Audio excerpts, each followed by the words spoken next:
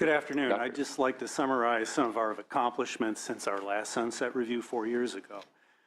First, the board has established a new investigative analysis unit within our enforcement program using positions from CPEI that were given to us by the department. In addition, we have added staff to the discipline coordination unit to handle an increase in investigations that have resulted in increased accusations filed. We've implemented computer-based testing for the California Law and Ethics exam given for our dentist applicants, and this modality makes it easier for them to qualify for licensure. The board has revised the RDA written and California Law and Ethics examinations, as well as other permits that are issued to dental assistants, and again, these are computer-based exams. In addition, this year we conducted validation of the Western Regional Board exam, which is the primary clinical licensure exam. It's a national exam that is given for licensing dentists in California. In addition, we have updated and adopted the goals and objectives of the board's strategic plan. This will be a 3-year strategic plan covering the years from 2013 to 2016. The board recently appointed members to the newly created Dental Assisting Council following our last sunset review. The council considers all matters related to dental assistance in California and makes recommendations to the board and its committees. Council members participated in their first board meeting in May of 2012. The governor recently appointed 7 new board members and reappointed 6. We're a 15-member board, as Ms. Burton indicated. The legislature reappointed their 2 board members. And last but not least, we hired a new executive officer, assistant executive officer, and enforcement chief, all within the last 23 months. The board continues to have an active regulatory program, promulgating about 12 regulations since the last sunset review. At any given time, we have approximately 7 packages pending. One regulatory project we are proud of is creation of an alternative to a state licensing clinical exam for dentists. This was authorized by AB 1524 in 2010. This is the portfolio examination licensure pathway. It allows students to assemble a portfolio of clinical experiences and competencies as approved by the board while completing an educational program at a board-approved school located in California. After the student passes a final assessment by the board of the submitted portfolio and graduates, they may be issued a dental license without additional examination. And these regulations went into effect November 5th of 2014. 2 schools are currently implementing the portfolio pathway for a limited number of students, with full participation expected by July 1 of 2015, and the remaining schools indicate they will be starting the program July 1 of 2015. The American Dental Associations and other states are watching California closely to determine how this groundbreaking pathway to licensure is received by students, faculty, and regulators. This concludes my remarks, and if there are no questions, we'll be beginning by addressing the issues outlined on today's agenda. Thank you, Doctor. Appreciate that very much. Good afternoon. My name is Sarah Wallace, and I'm the Assistant Executive Officer for the board. The board has been asked to respond to issues number 2 and number 7 relating to the relationship between the board and the Dental Assisting Council, the registered dental assistant examinations, and whether or not the board should conduct an occupational analysis of registered dental assistants and registered dental assistants in extended functions. We have combined the answers to these questions because the issues are intertwined. The board is responsible for administration of the registered dental assistant written and practical examinations. While the written examination is computer-based and offered throughout the state in multiple testing facilities through an outside vendor, board staff continue to administer the practical exam. Over the last couple of years, the board has faced challenges in securing suitable examination facilities for these examinations. Such facilities are typically found at dental schools or dental assisting programs and are not always readily available. In spite of this challenge, the board has been successful in offering 18 RDA practical examination days at 3 locations throughout California in 2012, 13, and 14. 16 RDA practical examination days are planned for 2015, with additional dates to be added if necessary. In addition, the board has been able to identify a new examination location in Southern California. To ensure adequate space at examinations, only those who have met all application requirements, including demonstrating proof of graduation, are scheduled to sit for the exam. Board staff is actively working with the RDA educational programs to establish exam dates and filing periods that provide time for applicants to complete their applications as required. The board and the Dental Assisting Council have discussed the RDA practical examination pass and fail rates over a course of several meetings. The grading criteria has not been changed, and the reasons for the decline are currently under investigation. As such, the board is currently working with the Department of Consumer Affairs Office of Professional Examination Services to measure the validity, reliability, and fairness of the current practical examination. The board will also be offering town hall meetings for educators to discuss the RDA practical examination and what may be done to better prepare candidates for success. The first town hall meeting will be scheduled to be held next Monday, March 30th in Northern California, and the second town hall meeting will be held on May 30th in Southern California. The board determined that an occupational analysis of the RDA profession must be conducted to determine how minimum competence may be best evaluated and to address concerns regarding the pass-fail rates of the currently administered RDA practical examination. The results of the occupational analysis would establish the foundation of an examination program that protects the health, safety, and welfare of the public, which would align with the board's mission of protection of the public. Board staff has initiated the interagency agreement process with the Department of Consumer Affairs Office of Professional Examination Services to conduct the occupational analysis and estimates it will begin within the next month and may take up to a year to complete. In addition to examinations, the board is responsible for the review and approval of dental assisting educational program and course applications. The board receives approximately 40 applications for approval from dental assisting programs and courses per year. With the transfer of responsibility for dental assisting in 2009, the board inherited a backlog of unprocessed applications for programs and courses, making it necessary for staff to direct efforts at bringing approvals up to date.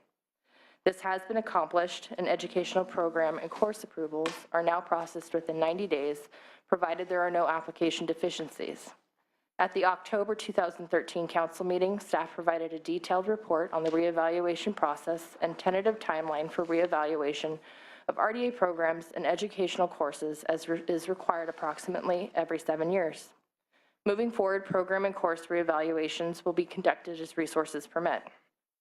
Additionally, the board has worked closely with the Dental Assisting Council, the California Association of Dental Assisting Teachers, and other stakeholders on the development of dental assisting educational regulations since 2009.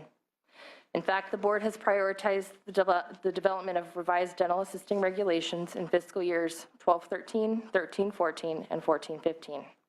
Staff developed a working draft of proposed dental assisting educational program and course requirements and presented it to the council in November 2013 meeting.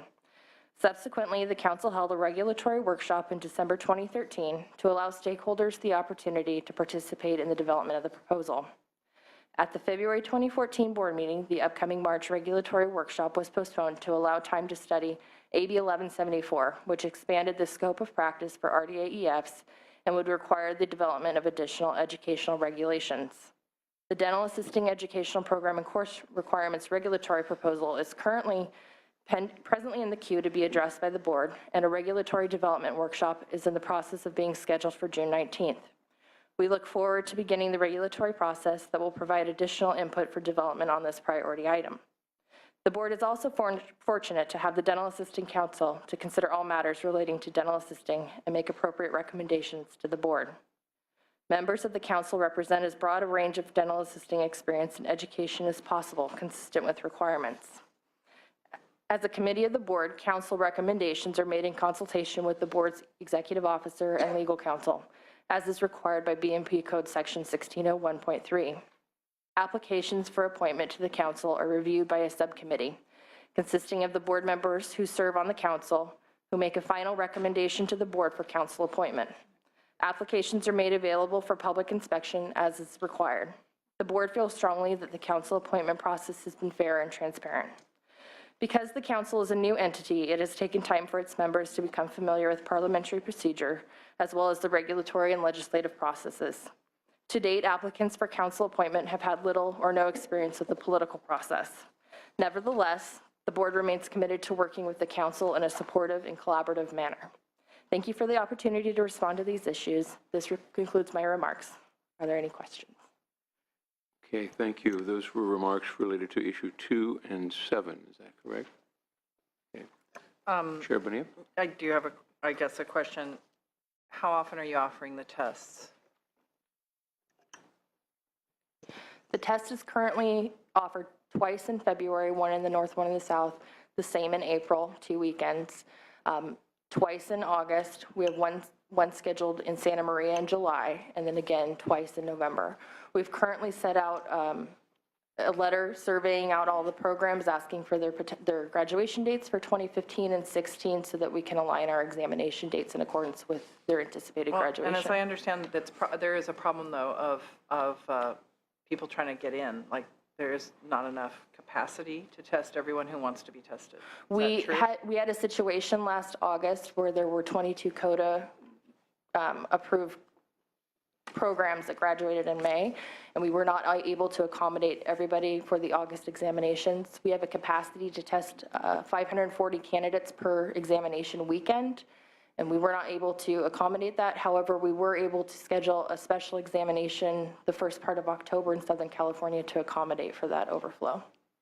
Okay, I mean, I think that's just a workforce issue, that we really can't have people going through training and then finding out they can't take the test. That's like, for the applicant who can't get in for the test, that's an enormous issue. They can't work without their license, I'm assuming. So I think that's very, very important.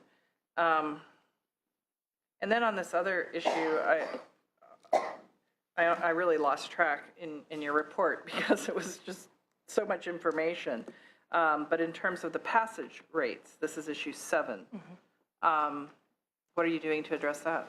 We're currently working with DCA Office of Professional Examination Services to do an examination validity study, and that will go in tandem with the occupational analysis, which will study how best to test for minimum competency in the RDA profession. And when will that all be completed? Probably within the next year.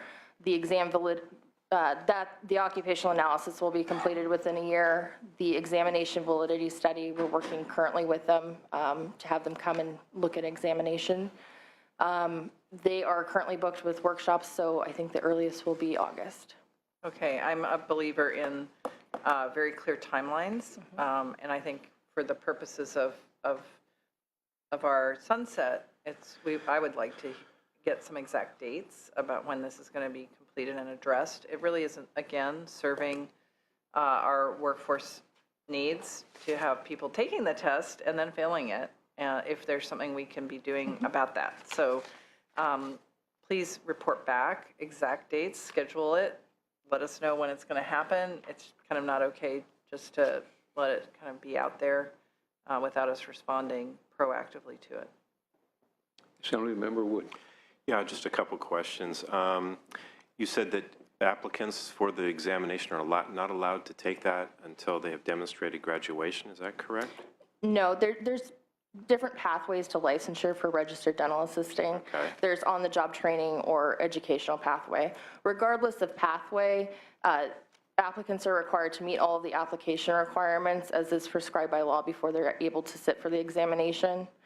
This is a little bit of a change in procedure that we presented to the board in August. We had to streamline our application process. What we were finding was applications ended up being piecemealed together, and we had hundreds of applicants that have never completed all of the application requirements but would sit for the practical examination and would never become licensed because we never got a certificate.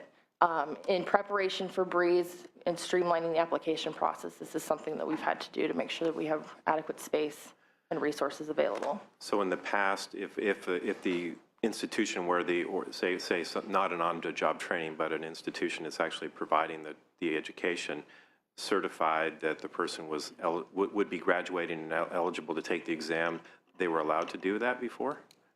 There is a regulation that allows if the program director can certify that the applicant is graduating within 30 days of the examination date, then that's not considered deficiencies, but we will need to get the diploma before we can schedule the examination. Okay. Then the application would not be returned to the candidate. Okay. And then I guess I go back to I got to go back to the rather dramatic drop in pass rates. have you guys communicated with educators to even preliminarily to try to understand if you recalibrate your examiners and your pass rates drop by more than 50%, there seems to be well, Houston, there's a problem for one, but how do you, are you, in essence, the results imply that the educational institutions are not providing the education to the students. So I'm a little concerned, has there been communication between them? Is it clear what the expectations for the exam, have the expectations for the exam changed? It's just a rather, to go from 50-something plus to 20%, 24%, that's a huge drop. My name is Karen Fisher, and I'm the Executive Officer of the Dental Board. Good afternoon. I'd like to respond to that. We are in the process of determining what is going on with the examination, and it came to light when we actually hired an RDA on staff to administer or help administer our examinations and brought on a dentist to calibrate the examiners. So that's been about a year, and we're in the process of determining what's going on, essentially. Were the RDA examiners, they were calibrating themselves prior to about a year ago, and so now they're being calibrated by dentists. And so, and the calibration process is the ability to look at your examiners and determine, essentially train them to know what a passing score would look like. And the calibration means you're looking at how many examiners are scoring hard and how many are scoring lenient, and trying to find the middle ground. And so what happened initially, I think, when we took over from COMDA, was that the RDA examiners were calibrating themselves. And so it was determined that perhaps the scoring was more lenient than it should have been. And so to bring this back around, yes, we are in the investigation part of trying to figure out what's going on with this examination. And so the initial drop has been because the dentists are essentially showing the RDA examiners what should be a passing score, essentially. We've also had initial discussions with the Office of Professional Examinations. Because RDAs are supervised group of professionals, there's some question about whether a practical examination is necessary. And so we're going to be looking through this occupational analysis at an opportunity to perhaps abolish the practical examination entirely and working those types of questions that would be testing a practical examination into a written examination. So that's a strong possibility that will be coming down the line. So in this process, the timeline she was asking about, this process is going to be more than a year, it sounds like? Well, it could be, the Office of Professional Examinations has told us that it could take a year to do the occupational analysis, and that requires being able to recruit people to come in, work in workshops, and to put these things together. It could be shorter than that. And we're going to work as quickly as we can to try to resolve this. In the meantime, we're going to be looking at the examinations. The dentists are going to continue to calibrate people, and we are bringing in the directors of programs to let them know essentially what the issues are. Now, what is being tested is clear. That has not changed. The program directors and the students know exactly what they're being tested on. They have the teeth in advance to practice on. There are no surprises. So yes, at some point, to answer your question, we probably should be calibrating the teachers to make sure that they're teaching what they need to be teaching. And just a quick follow-up on that. And I lost it. Wow. It has been a long, can I come back to that? Absolutely, you'll get it back, and My apologies. Be happy to ask it after that. Going back to issue number 2, there have been some, or question number 2, in that there have been some concerns about the Dental Assisting Council by the California Association of Dental Assisting Teachers, California Dental Assistants Association, the Foundation of Allied Dental Education. I guess they've raised concerns about it. Are you addressing those concerns and working with them to? I believe we are addressing the situation. As Ms. Wallace explained, the council has only been in existence since 2012, and essentially this is a group of people who have had no prior experience legislatively, regulatorily, or even thinking beyond the scope of their particular dental office that they're in. So we have taken a number of opportunities to try to educate them in the regulatory process, in the process of sitting on a board, in the idea of thinking globally about how particular dental assisting issues fit into the big picture. So we believe that they are working, and it's working well. It is slow. This would probably be a good opportunity to say to the California Dental Assisting Association that we would be happy to work in concert with them to put some sort of training program together for registered dental assistants in order to train them on how to get on boards and bureaus and how to participate in a council process so that it's not so intimidating to them. Oftentimes when you take people out of working in a dental office, they know their scope of work, but they don't know how that fits into the legislative process and the regulatory process and the big picture. So we're seeing results.